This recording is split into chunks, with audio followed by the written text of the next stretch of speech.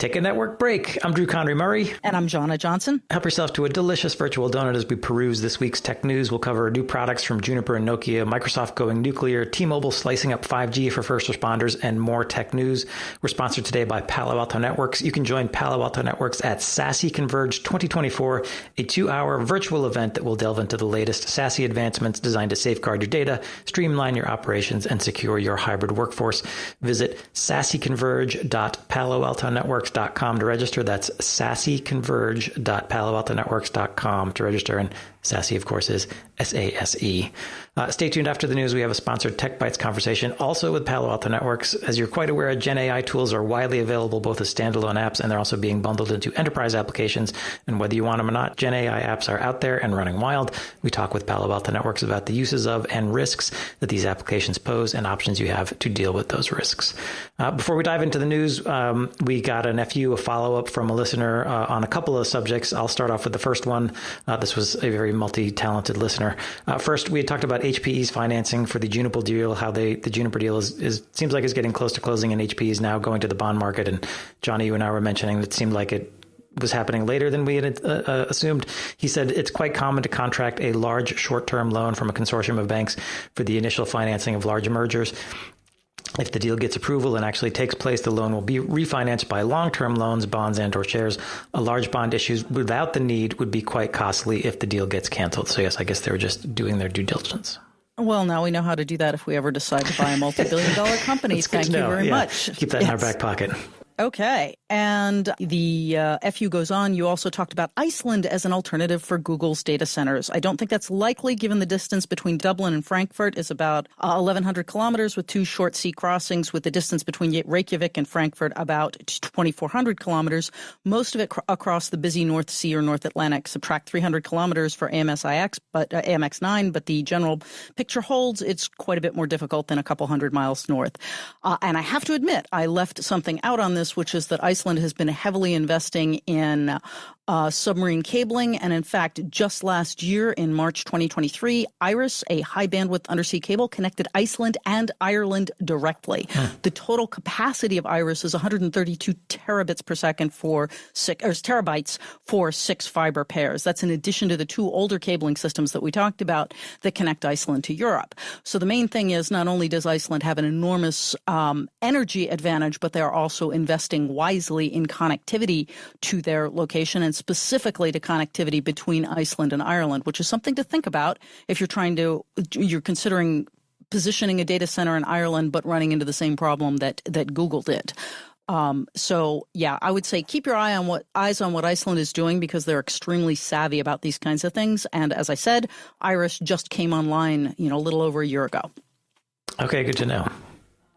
And also, I would this comment continues on a more general note. Thanks for the great podcast. Please keep it up. I would appreciate, and I love this because it's relevant for today's episode, if you could sometimes bring a more neutral point of view regarding security issues. For most of us outside the US, UK, Israel, the field is quite murky because most or all vendors are equally suspect.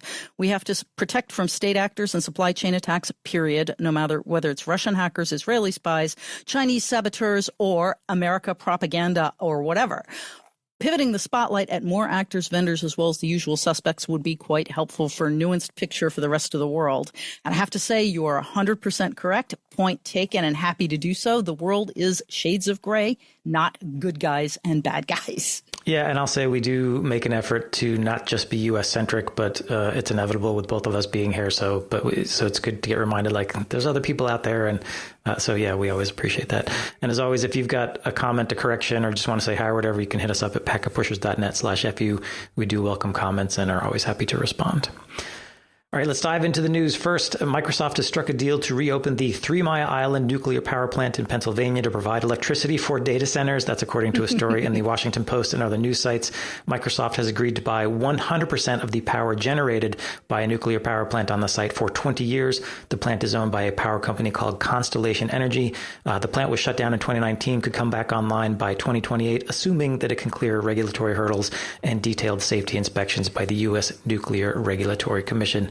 The Washington Post is estimating the restart could cost Constellation $1.6 billion, but the company's going to rely on tax breaks available under the Inflation Reduction Act to offset these costs. Jana, data center electricity consumption has been kind of a recurring theme on this show. Do you have thoughts about this? Oh, well, of course I have thoughts, but you may want to give a little backstory for some of our younger listeners. 3 Mile Island is in Pennsylvania. In 1979, before many of you were born, a reactor at the site partially melted down and caused the release of radiation into the surrounding community with results that have been debated. Some folks say cancer rates skyrocketed, others say it didn't. But in any event, it scared the living daylights out of pretty much everyone alive in the United States at that time. Yep. And frankly, stymied the development of nuclear power in the U.S. That was sort of the end for new power coming online from nuclear. Yeah, exactly. So basically the idea of reopening 3 Mile Island is even bigger than if they just said, oh, we're going to do a brand new nuclear plant somewhere.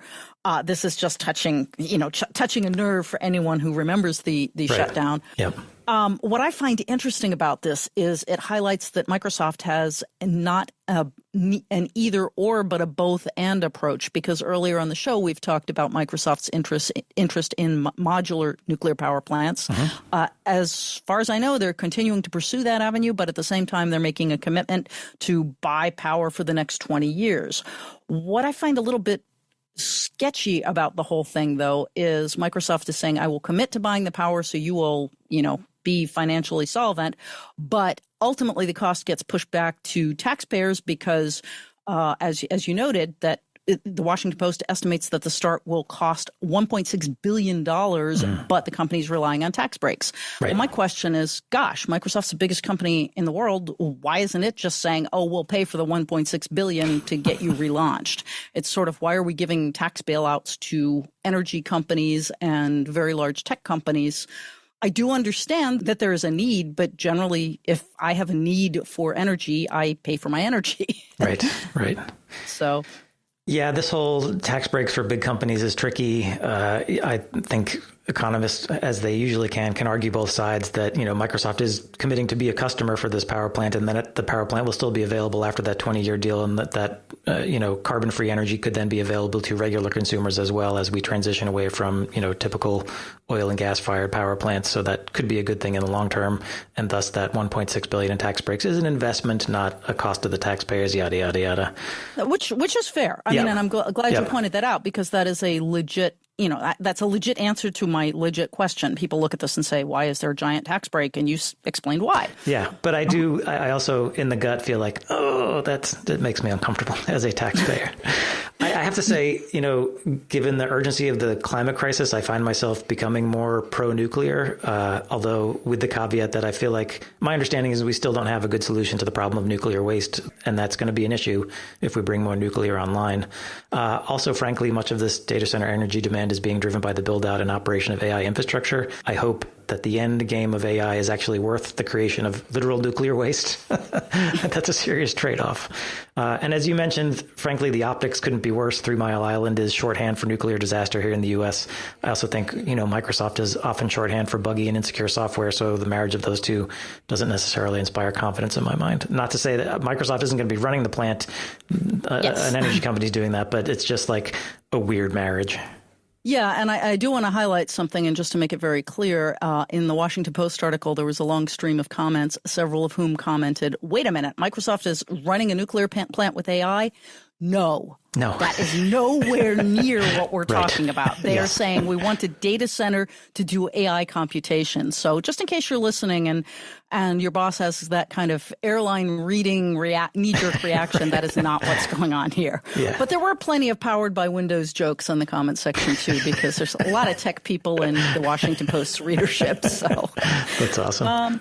And I would say I think the good news about this, to the extent that there is good news, is that it very much highlights the looming energy crisis, because I actually had a conversation with somebody not too long ago in the tech space who thought that this whole thing was manufactured, and that, this whole idea that AI is going to consume so much energy was bogus. And obviously, if Microsoft is seriously considering resurrecting 3 freaking Mile Island, It's serious. It's serious, yes. Yeah. And I will note, Microsoft had forecasted this, not necessarily 3 Mile Island, but back in 2023, they opened up a role, a job within Microsoft for a project manager to work on nuclear. So this is something they've been thinking about for a while. Yeah, and I think you had also noted that, we shouldn't be superstitious about this, but it kind of does feel like, this is like a cruise line resurrecting and rebuilding the Titanic. It's like Titanic 2.0. This one will really survive. Yeah, we promise. This time we got it right, yes. Yeah. And like you, I do think we need to think thoroughly how to address the coming energy challenges. I'll share that my dad was a nuclear submariner, commander of a nuclear sub ultimately, and he went to work in commercial nuclear after he retired from the Navy, and he was absolutely horrified by the laxity and looseness of processes in the commercial sector as compared to the military. And the difference is very stark, because if you're on a nuclear submarine and you screw up, you become radioactive. Right. If you're just the CEO of an energy company, you probably live, hundreds of miles away from that place and you're fine. Right. So it's a very different sense of urgency. So that's in addition to where do we put the nuclear waste, I think how do we instill the proper discipline in anyone operating a nuclear plant is another biggie. Well, I will note that the 3 Mile Island, I live less than a 2-hour drive from it, so I've got a stake in this, but it's also very close to Harrisburg, which is the capital of the state of Pennsylvania, meaning that's where the governor lives and where our state and representatives go to do their jobs. So presumably they also have a stake in making sure that this is well run. So, or at least they will face the consequences if it doesn't. That I would agree with. Yeah. All right, moving on, Juniper Networks has announced new Wi-Fi 7 APs and new 10 gig access switches. The Wi-Fi 7 APs offer higher performance with a theoretical throughput of 30 gigabits per second, but no one's anticipating you're going to be pumping that much through an AP. The new APs support the 2.55 and 6 gigahertz frequencies and offer 4 radios per AP, including a tri-band radio. The APs can be configured to support dual 5 and 6 gigahertz if your environment is deprecated the 2.4 frequency. Other new features include multi-link operation, which allows the AP and client to communicate on 2 bands simultaneously. However, client drivers still need to be rolled out to support that capability. These APs are also festooned with equipment for location services, including BLE and virtual BLE. They've got a new built-in ultra-wideband radio that Juniper says Wi-Fi engineers can use to more precisely pinpoint the location of APs, and built-in GPS. One more note on these, the APs also include 2 10 gig Ethernet ports that support power over Ethernet, so organizations could dual home the APs to different switches so that if switch A goes down, the AP can still draw power and data from switch B. Well, and I think the most important part of this announcement is that given all the features and functions in the APs, Juniper is touting its Mist AI capabilities to automatically monitor and optimize the resources. That's really the big problem as you get, into these higher and higher bandwidths. So it's really it's really a good thing that they're saying, hey, this is what we're using AI for, and that's a great use for AI. It is, because as these APs get more feature rich, they also have more nerd knobs, and this is where you want a smart AI platform to be able to tweak those nerd knobs, especially as usage sort of goes up and down, or usage patterns change depending on the environment you're in. And it's not just that it's more feature-rich, it's also just the fact that as you go into these higher frequencies, it's a lot harder to positioning the APs accurately and positioning the antennas accurately becomes much more fiddly than right. in previous incarnations. Yeah. As I also mentioned, Juniper is launching new switches to go along with these in the EX line. The switches support up to 10 gigs per port. They also support the lower multi-gig speeds in 48 port configurations with a power capacity of 3,600 watts per switch. Juniper also announced its first ever ruggedized access switch for outdoor locations or for indoor environments with harsh environmental conditions.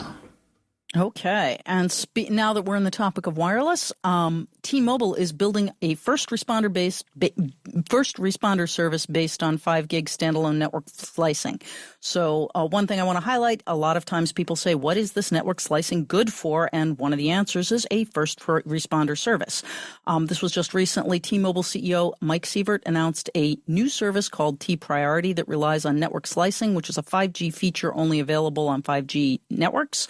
The slice is set up so that the first responders using the service get the highest priority on every spectrum band used and consistently get lower latency and higher speeds, even during the demand spikes that often follow in the immediate wake of a disaster. disaster. Part of the service is the dedication of an emergency response team to the support of this network slice specifically. And their first customer is the city of New York, which can certainly use it. Yeah, that's interesting. I feel like in my mind, I think of 5G sort of on the network side as like QoS. I'm getting a guaranteed kind of service. And one of the drivers for the telcos to roll out 5G was that they thought because of network slicing, they could roll out differentiated services, that they could have, offer new features and new pricing levels to enterprise customers. And I don't think anybody really took that up. Yeah. So this is the first time I've actually heard of a use for 5G slicing, which does seem to make sense. You want to prioritize first responders. It sounds like it's not free, that the city of New York is going to have to pay for this, though. Oh, absolutely. I mean, they're a commercial customer, but that's how it works, right? Yeah. But as a former, 25-year New Yorker, I'm actually kind of happy to see this because, as you can imagine, when you've got 8 billion people suddenly placing phone calls, things can get a little hairy, especially in an emergency. Yeah. So, I would agree with you, Drew. In fact, one of the things that we used to counsel folks back in the day with MPLS was do not waste time and energy mapping your applications to the 15 different QoS layers that you can get. Basically, if you can just divide stuff into really important and everything else, I think that's the proper use of prioritization. There's extreme override and everything else. Occasionally, you might line up maybe 3 priority levels, but this idea that that 6 or 7 makes no sense. Yeah. And I'll also evoke our friend Greg, who would always say the best solution is just more bandwidth. Exactly. Yeah. Exactly. All right, a quick break to tell you about our sponsor, Palo Alto Networks. You can join Palo Alto Networks at SASE Converge 2024. This is a 2-hour virtual event. They'll delve into all the latest SASE advancements designed to safeguard your data, streamline your operations, and secure your hybrid workforce. You can register for free at saseconverge.paloaltonetworks.com if you want to participate. That's saseconverge.paloaltonetworks.com to register. And we thank Palo Alto Networks for being a sponsor. Yes, thank you very much. And moving on, last week, that is September 18th, the FBI announced a takedown of a huge Chinese spy botnet. At the Aspen Digital Security Conference on September 18th, FBI Director Christopher Wray said that a botnet comprising 260,000 devices has been torn down. It consisted not just of PCs and servers, but also IoT devices, cameras, and lots of other things. And it had been under the control of the Integrity Technology Group, which is a Chinese business that had done business with the Chinese government, connecting the business of collecting intelligence and performing recon. However, the FBI believes that the botnet was actually built by a threat actor known as Flex Tycoon starting as far back as 2021 based on the Mirai malware. Ray said the decision to take apart the botnet followed the FBI's successful hijacking of its command and control servers. That's the botnet command and control servers. And among other things, the FBI retrieved a SQL database containing information on more than 1.2 million devices that at one point had been part of the botnet. One thing I want to highlight is the vulnerability to the botnet turned out to be extremely old versions of unpatched software, so software going back to 2011. So one of the big takeaways on all of this is if you're a CISO, you need to make sure that you are, in fact, updating patches on everything, not just PCs, not just servers, but also your IoT devices, which rarely get sucked into the cybersecurity processes and policies. Usually they're handled by facilities or somebody else, and they don't get patched at the same frequency, at the frequency they should. Yeah, but they can still get incorporated into a botnet. Yeah, so this is the security vegetables you've got to be doing your patching. Exactly. And I just want to highlight, by the way, just in light of our follow-up at the beginning, this is not about the Chinese being bad people. This is just about botnets being bad things. And so this is good protection regardless of who you're protecting against. Yes. Also, I guess a feather in the cap for the FBI. I think so. I mean, you can look at this 2 ways. One is that the FBI went out and found it and sort of caused the Chinese to take it down. Another way to look at it is that the Chinese government itself did, in fact, take down the botnet under potentially with some pressure from the FBI, but that still means they did the right thing in the context of doing things. So another possibly a note of willingness to play ball by the Chinese government, if you want to read the tea leaves, so to speak. Okay.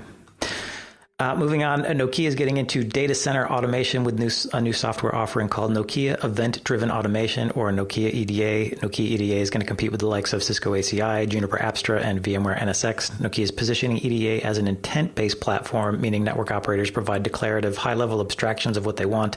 Then the intent engine in the platform turns those declarations into config-level instructions and programs the switches appropriately. The platform also includes a variety of what Nokia is calling safety features, and this is to help network engineers get more comfortable with and confident in data center automation. Those features include a lightweight digital twin that models the production network and can be used to test control plane changes, and a Git repository that stores multiple config versions so that changes can be tracked and rolled back quickly if necessary. At present, Nokia EDA is only working with Nokia's SR Linux network OS, but the company says it will soon add support for Sonic, Arista, and Cisco, although a precise timeline wasn't provided. My one feeling about intent-based systems, intent-based networking, is that they're really prescriptive about your network design. Like, you have to essentially roll out the vendor's validated design, and if you aren't, you're going to add complexity and operational friction. Nokia notes that deploying its platform in a brownfield environment will likely require an engagement with professional services, and it could be a significant engagement. Yeah, and I have a real problem with intent-based networking generally. And maybe I'm missing something here, Drew, but it always struck me as more of a marketing term, somewhat like, someone like LLMs and Gen AI are touted as being AI, like it's intelligence. No, it really isn't. But this whole idea of intent-based, it sounds like it's intended to mean something more than it actually is. Pun intended. No pun intended. I know you get into the rabbit hole on that one. Right. But so I'm just sort of like, well, it really is just a layer of abstraction here. All it is you sort of you the user are abstracted away from direct control and direct configuration of the network, and that can be a good thing or a bad thing. I don't quite understand why intent-based networking is such a big deal as it's touted. And maybe I'm missing something there, Drew. So I guess my understanding is that the notion of intent was problems occur when network operators who are working on complex data centers have to get down into the weeds and make these tricky configuration changes that have unintended consequences. And that the idea of intent was you programmed into the system, what I want is the outcome to be X, and then it's up to the system to have the intelligence to go and make sure that that's what it's delivering, and it's making the configuration changes on your behalf. And then it's actually going back and doing some checking to make sure that the outcomes that happened are the ones that you actually intended. So it is supposed to be sort of a closed loop.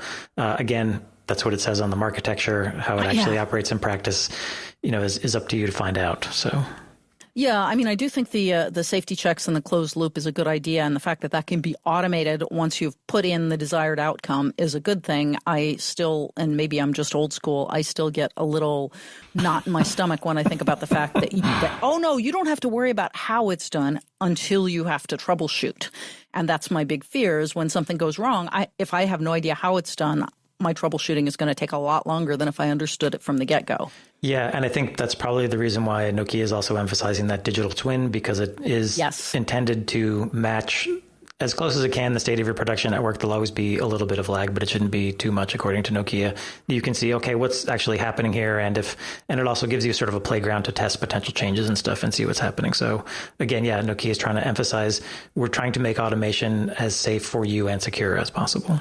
Yeah, and I think that's actually a very good point. I'm glad you highlighted that, Drew, because that's, having that digital twin is a huge help. It'll be even more interesting once it includes non-Nokia solutions. Yes, I think it's smart of Nokia to signal that they want to go multi-vendor, because I don't think, for whatever the merits of Nokia's SR Linux are, it hasn't gotten a lot of uptake in the data center switching market. So smart to go multi-vendor if they can. Moving on, LinkedIn users in the United States are automatically opted in to having their content used to train AI models. You have to find the settings and explicitly opt out if you don't want that to happen. Various news stories and issue 370 of our Human Infrastructure newsletter have the instructions to find the settings. If you are inclined not to participate, I have changed my settings. And Jonna, I know that by now, if I'm using a free service, I am the product, not the customer, but I do feel like default opting me in is a little bit galling. I think it is, but it comes back to LinkedIn's got to pay the bills somehow. I do think the frustrating thing here is that it's very sneaky. I know I was never informed of this. Yes. The only way I would know is that you're telling me now, so that's a good thing. I would also suggest, though, that if you're using any of the social media services, I use Facebook infrequently and LinkedIn more frequently. You should find out how to change all the settings in a way that gives you the optimum security for you and the greatest protection across the board, not just for AI, but for everything else. Yeah. In fact, I did that so long ago on Facebook that I could not figure out why people were complaining that they were getting fed fake news feeds, because I was never getting any news feeds at all, because that's how my settings were. I don't get my news on Facebook. Sorry. Yeah. So I couldn't figure out where people were getting this stuff. So at this point, actually, on Facebook, I only get ads that I'm interested in, and some of them I'm quite interested in. So that's actually useful. It is possible to tweak these things. It's an unfortunate necessity, but either you pay with your time or you pay with your money. Pick one. Yeah. I guess, again, though, I feel like let me opt in. Send me a message and say opt in or not, but let me opt in if you're going to grab my content. My snarky self is thinking, could I even actually distinguish an AI post from a, business influencer post? I don't know. A lot of the content that comes out on LinkedIn is a little bit AI spammy as it is. So I'm not sure I could figure out who was human and who wasn't. No, that's true, but that's simply a statement on the low quality of business influencer posts generally. Exactly. That was my point. Yes.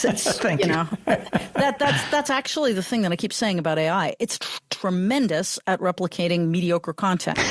If you need nothing but if you need mediocre content and large volumes of it, AI is your man. Yep. Yeah, exactly. And I'm not really joking, because there are a lot of scenarios where mediocre content is fine. If you're looking at how-to manuals or policy information, or one of the very first uses of AI was to complete these financial reports, which are absolutely cookie cutter and are never going to be that interesting. Yeah.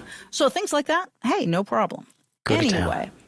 So moving right along, the FCC chair has expressed concern over the space network market, but doesn't quite blame Starlink. Recently, at the Chamber of Commerce's Global Aerospace Summit, FCC Chair Jessica Rosenworcel spoke to the need to encourage competition in the commercial space industries, including communications. And in an interview at the event, she stated, "Every communications market that has competition is stronger. We see lower prices and more innovation, and space should be no exception." Then she goes on to say, quote, "One player has got almost 2/3 of the satellites that are in space right now and has a very high portion of the internet traffic," end quote. That would be Starlink. Right. And she also noted that the FCC has an initiative in place already to reach out to companies that want to build their own satellite networks to help them understand the FCC's role and approval process. What do you think about that, Drew? On the one hand, I feel like this is an entirely new area. And so I guess I'm glad that the FCC is thinking about it, because the way you prevent monopolies is to stop them from happening in the first place. On the other hand, in some ways, this literally is a new frontier to get internet from satellite. It's very expensive. There's a lot of startup costs. Although I will note that, Starlink sort of has a quasi-monopoly on satellite internet right now. It also has a quasi-monopoly on private space launching with SpaceX. So that's going to be a difficult knot to untangle.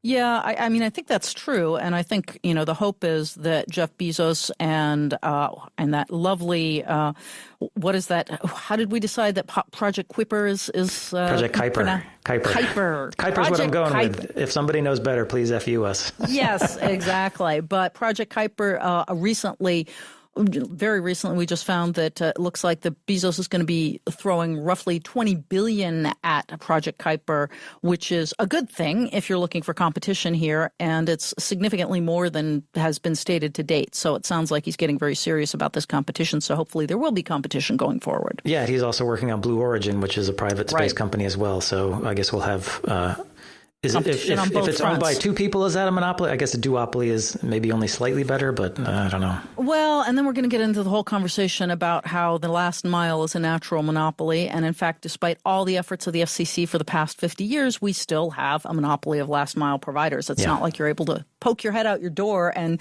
select from the 50 or 60 providers who want to provide last mile connectivity to you. That's not happening. You're lucky if you've got a wireless option and a cable option, or a cable option and a Fios option. That's about it in this country, at least. Well, I was going to say, yes, in Europe it's different, in the UK especially, because they've actually publicized the last mile is public infrastructure essentially, and so anybody can ride over it, and that does allow for more competition. Maybe at some point we'll get that in the US, but I don't hold out hope for that. Well, it might be necessary for the satellite networks, though, because when you mentioned that, I remembered that the wonderful, at least for the U.S., the wonderful subway system in New York City, everybody thinks of this as, oh, New York City got smart all these years ago and built a subway system.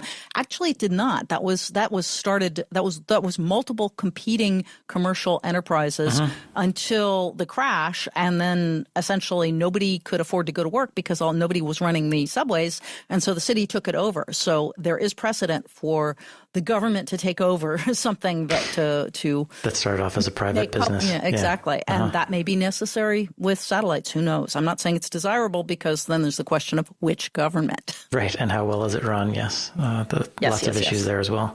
The last thing is I primarily put Starlink in the category of competing with terrestrial service providers, which we need more of. So I'm happy to see that. And I don't want to see initiatives like Starlink snuffed out too early by regulation, because they are competing against terrestrial providers. And I'm all for that, more of that. So.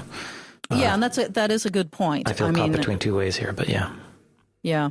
No, that's an excellent point, that space networking in general is an alternative to terrestrial networking. All right, that wraps up the news portion of the show. Please stay tuned for our Tech Bites podcast with Palo Alto Networks. We're going to be discussing dealing with generative AI tools. That's coming right up. Today on the Tech Bites podcast, we talk about Gen AI apps. From search to software development to video creation, generative AI tools are widely available, both as standalone apps, and they're being bundled into enterprise applications. And whether you want them or not, Gen AI apps are out there and running wild. On today's show, sponsored by Palo Alto Networks, we talk about the uses of and the risks these applications pose and options that you have to deal with those risks.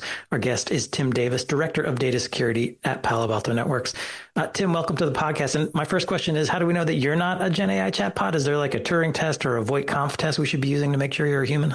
Yeah, well, since this is audio only, you can't see my face. If you could see my face, you'd know nobody would pick this for a Gen AI, because nobody would want to see it. But, how do you know, right? That's a great question. I'd just tell you that I've seen things you guys wouldn't believe. I mean, I've seen attack ships on fire off the shoulder, so there you go, right? So there's your test.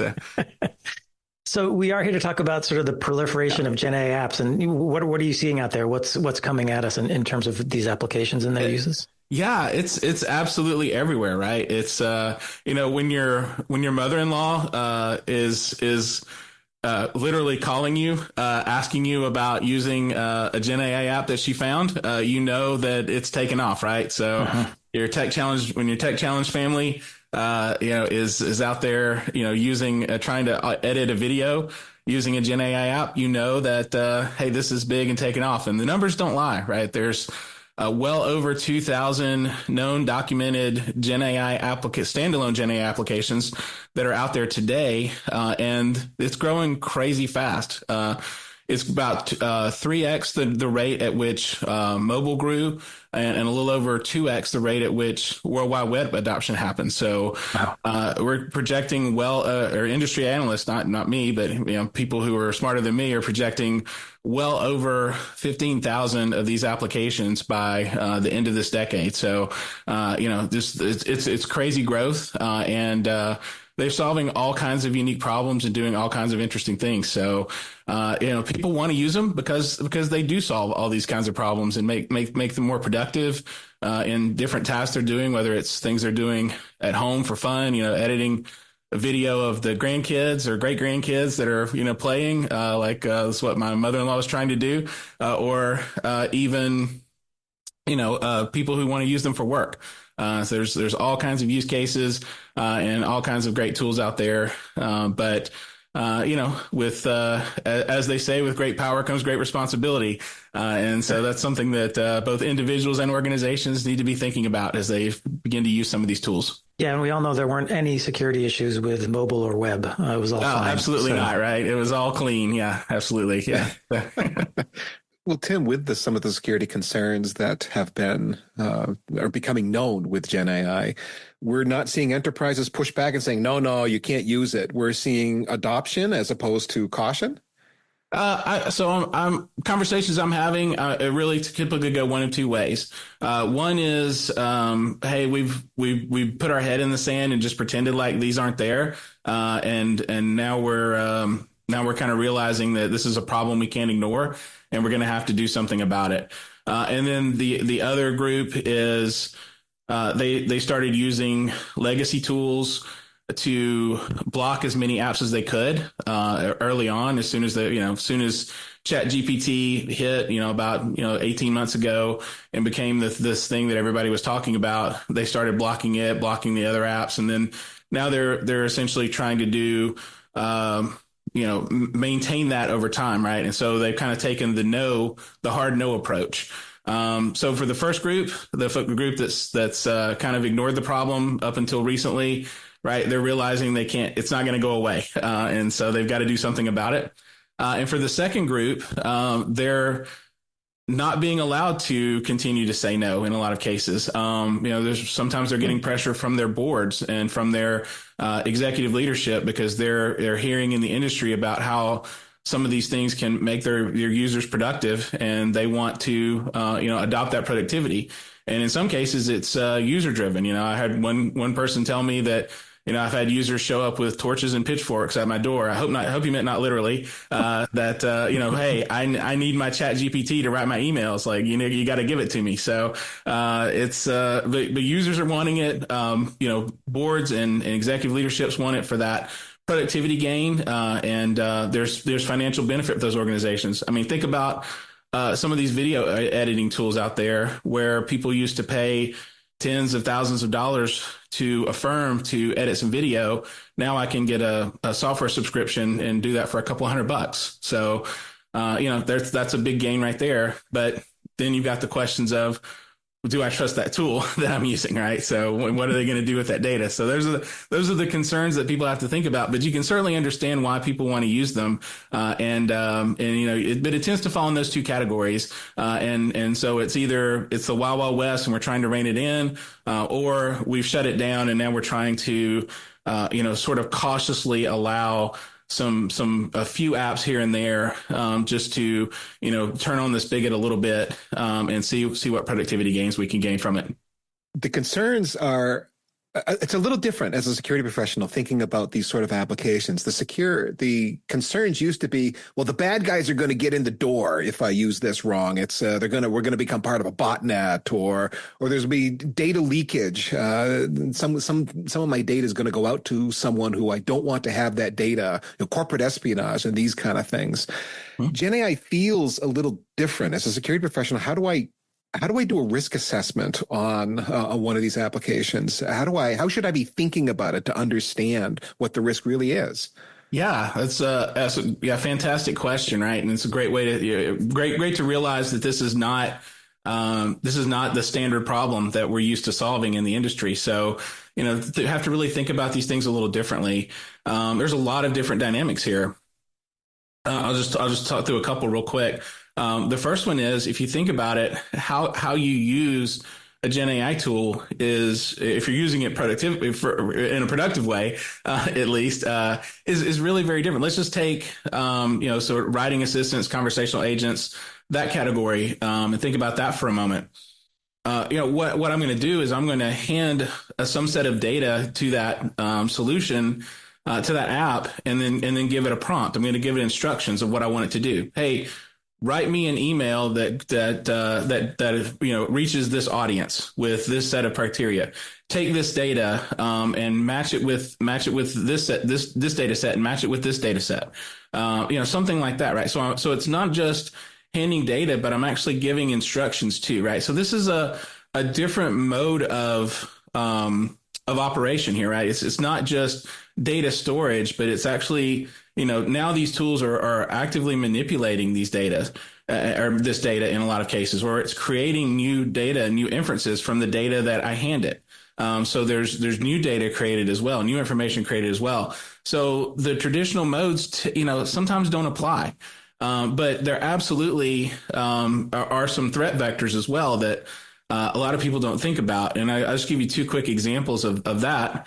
One would be that how is that data being used by the app, right? So I hand it some data, say, hey, I want you to process this information for me, do something to it, a set join or something like that. It could be something even that trivial. Is what I hand that model now going to be used to continue to train the model or not? Right. And I'm okay with that because I may not want that to happen because, there can, for some newer models and some, earlier stage models and things like that, there's ways to, draw out training data from within a prompt, right? So now company A's sensitive data that was used to enhance that, company B might accidentally or purposefully get access to that data if that app is using data that's given to it to continuously train. The other thing that can happen is these models are essentially, written on open source software.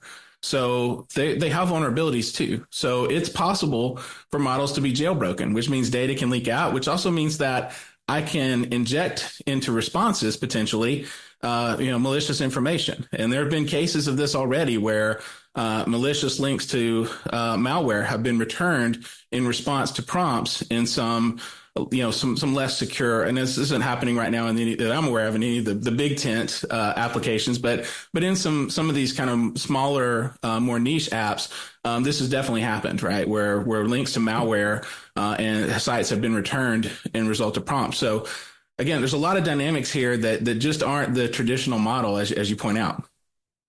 So what is the risk that data that I enter into a prompt could end up in the training set for some AI tool that somebody else could then maybe accidentally extract?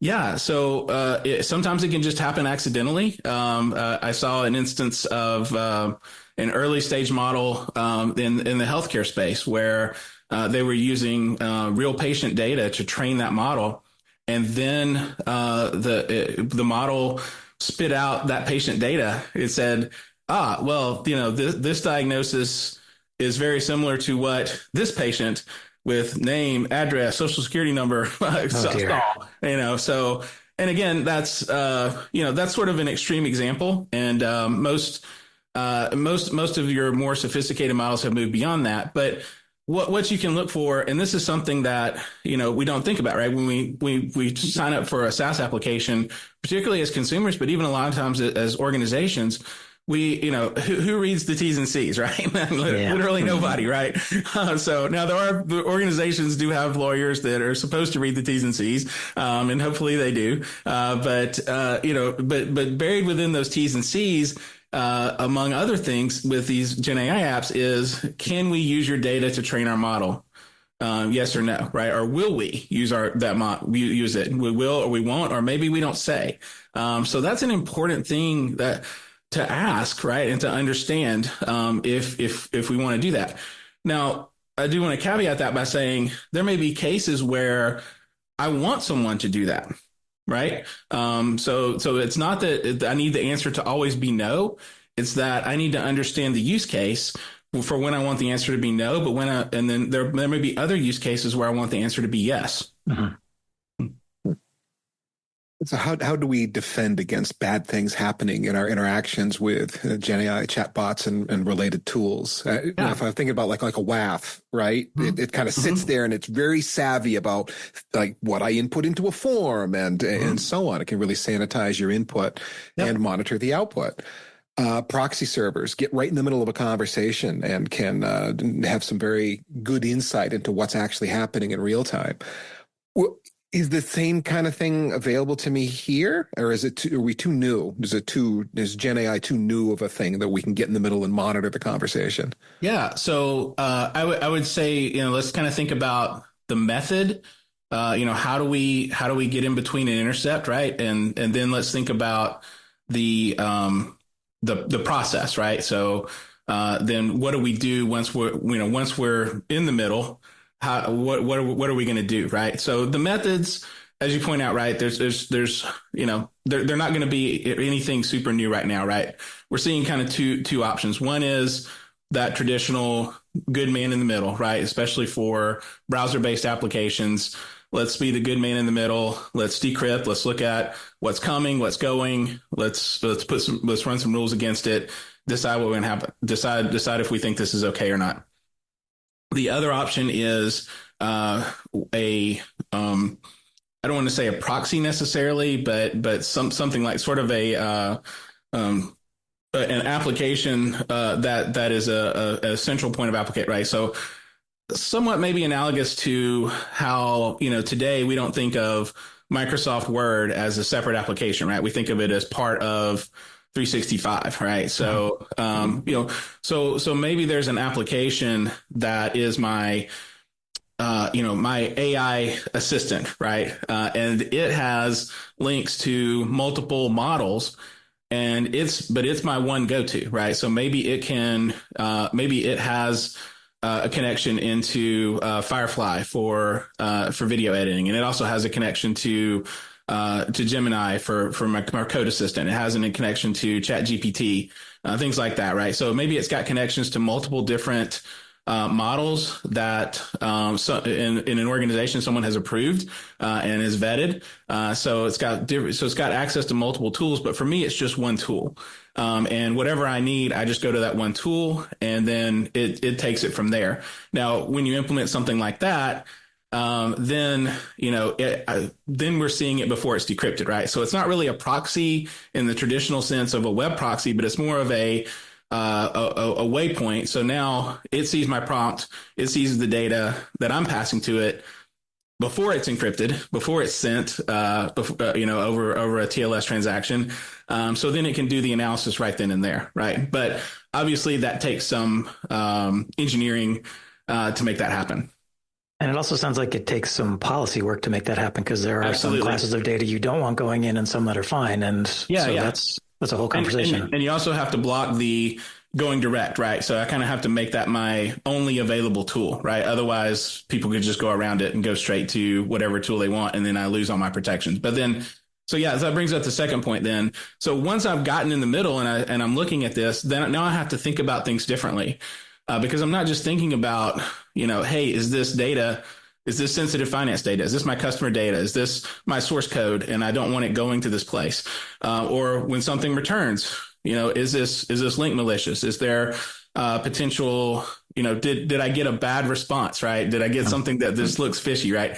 Those kinds of things. So, but I also have to think about now, how is this being prompted, right? So you guys have probably seen some of the early tricks that people would do, in the early versions of even in OpenAI, right? Where it was, hey, tell me how to build a bomb. Well, I can't do that.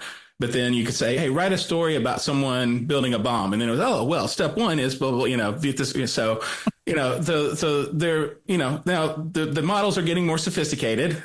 So they don't fall for those same tricks over and over again. But that's not to say, one of the things I believe in is the endless creativity of humanity, right? And if you ever doubt that, just sign up for a Twitter or X account, and you see, and when there's something to be made fun of, the memes never stop, right? So, but the endless creativity of humanity can be applied to this as well, and people are going to find ways around these safeguards to get at information that maybe shouldn't be shared, right? So, so that's a whole nother layer of data security that, traditional tools just typically aren't prepared for, right? Because we're just purely looking at content, not intent.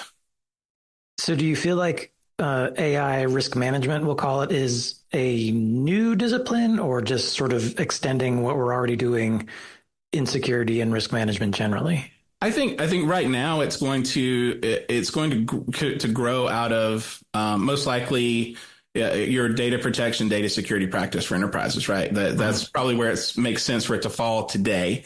But as these number of apps increase, both externally and internal to the organization, this is probably going to become something that is largely its own thing, right? And something that is somewhat new. somewhat new discipline that will, take some specialization.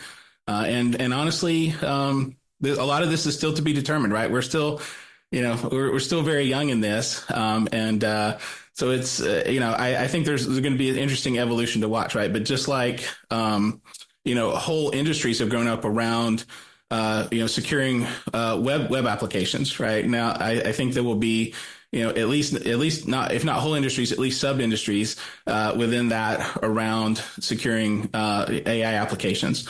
And again, I talk a lot about AI applications that live outside of your organization, but people are also developing in-house AI applications as well for use by their users, and then for use by their customers. The classic the chatbot, right? When you want help on a website, right? Things like that, right? So there's all kinds of and how do you make sure that you're this is another kind of interesting risk, right? How do you make sure my chatbot that I put on my website to help my customers doesn't lose its temper and start throwing 4-letter words at them, right? Or or spewing some other crazy stuff that would be reputationally damaging to my organization, right? So those are the kinds of risks that you have to think about now that we didn't really have to think about before.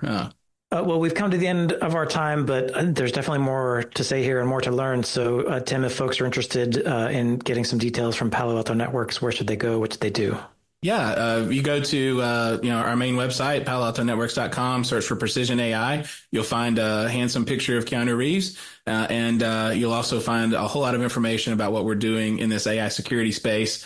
Keep trying to keep your AI interaction safe and keep that data from disappearing like tears in the rain. Excellent. So that's paloaltonetworks.com, and just search for Precision AI. We'll also have that link in the show notes that accompany this podcast. Tim, thank you for playing along. I loved it. And thanks to Palo Alto Networks for joining us and being a sponsor. You can find this and many more fine, free technical podcasts and our community blog. It's all at packetpushers.net. You can follow us on LinkedIn, hear us on Spotify, and if you would, leave us a rating on Apple Podcasts. And last but not least, remember that too much networking would never be enough.